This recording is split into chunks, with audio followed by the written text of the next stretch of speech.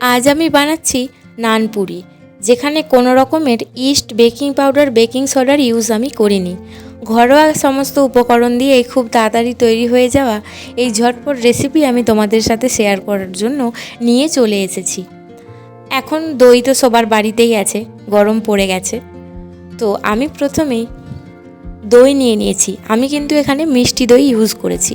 তো দইয়ের মধ্যে বাড়িতে থাকায় খাবার সোডা দিয়ে আমি এখানে খাবার সোডা দিয়েছি হাফ চামচ মতো। খাবার সোডা দিয়ে খুব ভালো করে ফেটিয়ে নিয়েছি। এরপর দিয়ে দিয়েছি সাদা তেল। সাদা তেল দেওয়ার পর দিয়ে দিলাম চিনি। এখানে আমি চিনির পরিমাণটা খুব একটা বেশি ইউজ করিনি, যেহেতু আমি মিষ্টি দই দিয়েছি। এরপর স্বাদ মতো নুন দিয়ে খুব ভালোভাবে ফেটিয়ে নিতে হবে একসাথে। সব কিছু খুব ভালোভাবে মেশাতে হবে, যেন না একটুও দলা থেকে যায়। একটুক্ষণ পরেই দেখবে দইটা এরকম ফুলে উঠবে। এরপর এখানে আমি রুল ময়দা অ্যাড করছি। আমি এখানে 500 গ্রাম দইয়ের জন্য 700 গ্রাম রুল ময়দা ইউজ করেছি। আগে বলতে ভুলে গেছি, তার জন্য আমি দইয়ের পরিমাণটা ওখানে লিখে দিয়েছি।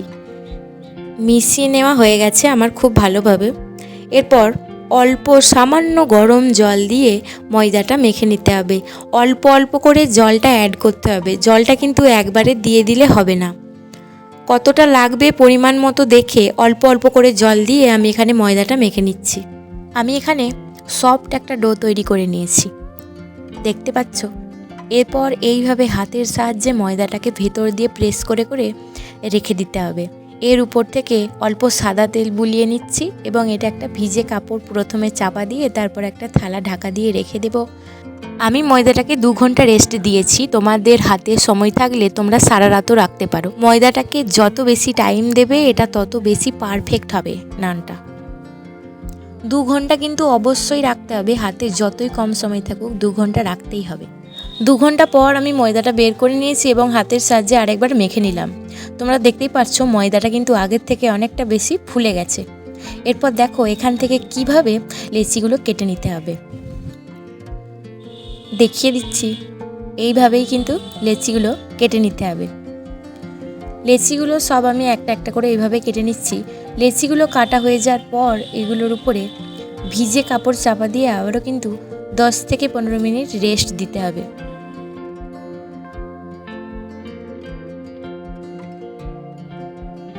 তো কিছুক্ষণ রেস্টে রাখার পর আমি লেচিগুলো নিয়ে নিয়েছি বেলার জন্য। এরপর খুব ভালোভাবে তেল দিয়ে আমি লেচিগুলো বেলে নিচ্ছি।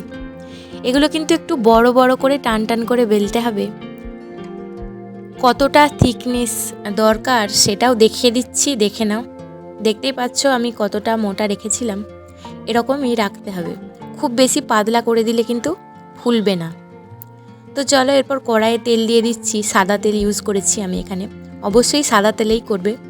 সরষের তেল ইউজ করলে কিন্তু স্বাদটা নষ্ট হয়ে যেতে পারে। তো দেখতে পাচ্ছ কত সুন্দর ফুলেছে। প্রত্যেকটা নান এরকমই ফুলেছিল। এইভাবে একটা একটা করে সব নানপুরিগুলো আমি ভেজে নিচ্ছি।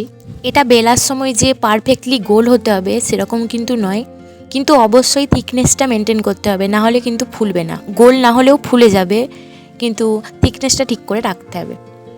তো দেখো নানগুলো সব আমার কিন্তু ভাজা হয়ে গেছে। দেখে জানিও কেমন লাগলো।